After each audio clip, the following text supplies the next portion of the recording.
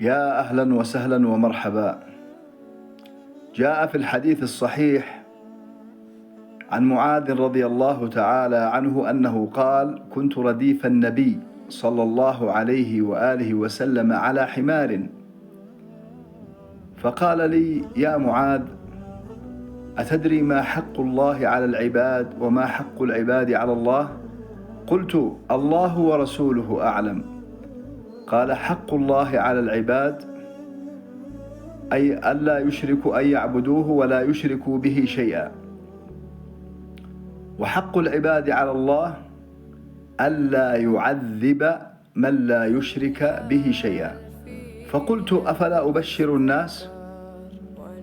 قال صلى الله عليه وآله وسلم: لا تبشرهم فيتكلوا. هذا الحديث من أرجى الأحاديث، وهو دال على عظم رحمة الله سبحانه وتعالى، ولكن هذا في حق الله وفي حقوق الله، فلا يأتينا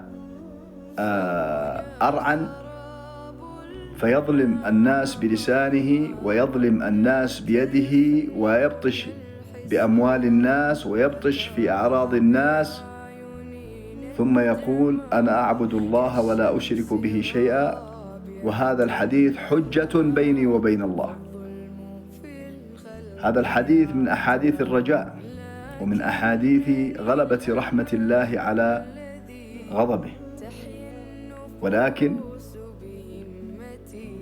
حقوق العباد لا بد فيها من الميزان، ولا بد فيها من الإنصاف يوم القيامة، ولا بد فيها من العدل.